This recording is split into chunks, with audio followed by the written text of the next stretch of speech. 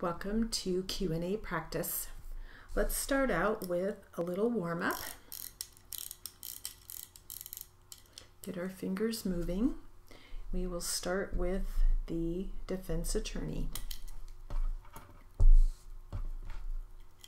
Ready? Here we go. When you heard about the Boston Marathon bombing in April of 2013 and you heard Tamerlane's name associated with it, did you recognize the name at first? Objection, no. No, you may answer whether you recognize the name. I didn't initially. No. Did someone contact you and remind you that you had had this interaction with him? Objection. Overruled. You may answer it. I received a phone call from a colleague who said. Objection to what somebody else said.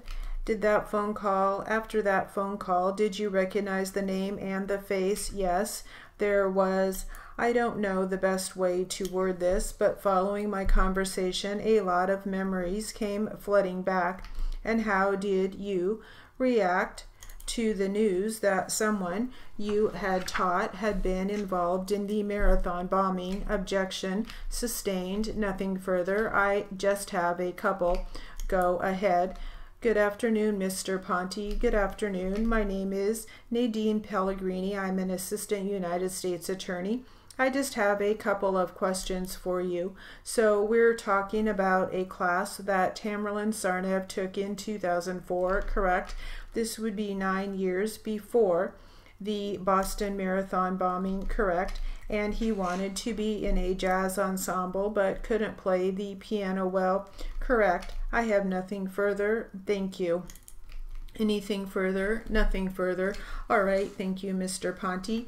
You may step down. Unless Mr. Curran is really short, I think we should recess here.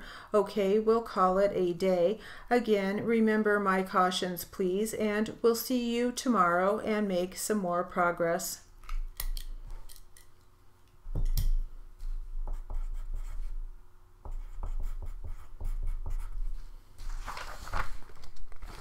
All right, now we'll practice from our transcript that we've been working on.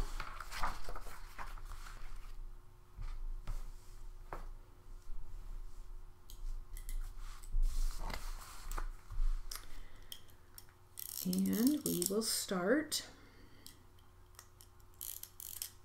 with defense attorney. Ready? Here we go.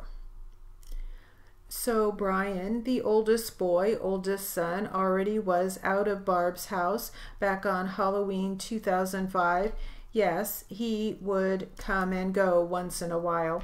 He lived nearby but didn't sleep there most nights. Yeah, so you and your two younger brothers were still living with your mom, Barb Janda. Yes, you have been there since about the time you began high school. Yes, 2001, we moved in. Were you living in the mobile home? Yes. Same one, same place? Yes. Stephen Avery, who lived just to the west of you, is your uncle? Yes. Your mom's brother? Yes. And then you also had an Uncle Chuck living on the Salvage yard property? Yes. That's also your mom's brother? Yes. And he lives back around to the southeast, sort of behind the office buildings and the other buildings of the business, right? Yes. In a trailer home there? Yes. Grandpa and Grandma live there? Yes. That is your mom's mother and father? Yes. Alan and Dolores? Yes.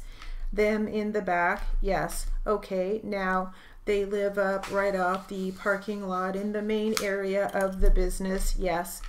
They have a double-wide trailer? Yes. And a garage attached? Yes. Or at least next, yeah, to the trailer. You also have an Uncle Earl, your mother's brother Earl, don't you? Yes. Earl is married to a woman named Candy? Yes. Earl and Candy don't live on the Salvage yard? No. Property, they live nearby too? Yes. And Earl, in fact, you know, works at the Salvage yard? Yes. Chuck works at the Salvage yard? Yes. And after Steve got out of prison, he came to work at the salvage yard. Yes, your grandpa Alan had started the salvage yard. Yes, but he is not quite as active. The adult boys are basically running the business. Yes, your mom works elsewhere. Yes, and back about Halloween of 2005, she had a factory job. Yes. Did she work first shift? Yes. So she's up and out of the house pretty early in the morning. Yes, about the time you are getting home, probably before. Back then, before you even got home. Yeah, okay, so you are getting off work at 6 in the morning from your third shift. Yes, and by the time you are home at 6:15, 6:30, she's already gone. Yeah, she would then come home mid-afternoon. Yes. What goes on at an average salvage yard business, Mr. Dassey? Well, they sell used parts for cars, the people that need these parts. Okay, do they also do some car repair? Once in a while, yeah. Okay, did you ever work for the salvage yard? For one summer. I mean for wages? Yeah. Okay, what did you do that summer? You worked at the salvage yard. I just changed colors. I mean changed tires and stripped cars. What do you mean by stripping cars? Taking all the stuff that you can get money for off of them. After you have stripped the car, taken all the valuable spare parts off, where do the things you stripped off go? Into piles. Where does the rest of the car go? It goes down to be crushed. Okay, and some of the cars now look like they are lined up in rows and they are not crushed. Is that the area you guys call the pit? Yes. And why are some of the cars not crushed but just lined up in rows down there? Because them are the cars that are still good, that they can still sell stuff off of. You can still strip some parts off of. Yes. Some of them pretty old. Yes. Others pretty new. Yes. How do cars get to come to the salvage yard? How is it that a car would end up there? People call them. They go pick it up. The Avery salvage business runs a wrecker, yes, or towing service, yes. Okay, so let's say there is a car crash and one or both of the cars is totaled. Might those end up at the salvage yard? Yes, if they are called by a police department or a fire department or, yeah, or private people, yeah. Any of those, yeah. Okay, you saw wrecked cars, and that is cars that have been in a crash come in the summer you worked there. Yes, some of those cars, because there's been a car crash. Some of them have blood in them. Yes, and are there any parts from a car when you are stripping it that you might melt down? Yes. What would that be? Like aluminum. What's aluminum on a car? Like rims, transmission, all that stuff.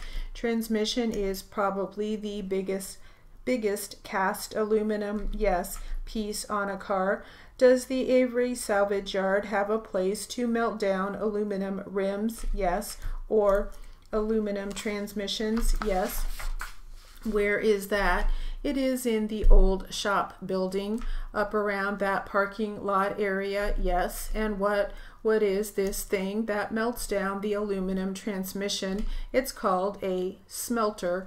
Okay, big thing, small thing. Have you ever seen how it works? It's pretty big. Do you know how it works? It is heated by propane. That's all I really know. There's a big outdoor propane tank next to it, yes. And you say people would come there to buy spare parts. Are these just people who are maybe fixing their own car in the garage? Yes. or restoring an older car or something like that. Hobby type people, yes. Independent small repair garage people, do they ever come to buy parts to put on cars that they may be fixing for customers of theirs? Yes. One of the cars that we have seen over and over again, I think that you talked about, was this maroon, I think you said 1989 Plymouth Voyager minivan. Yes, that was your mom's car, and you know that? Yes. All right, that will conclude our Q&A practice.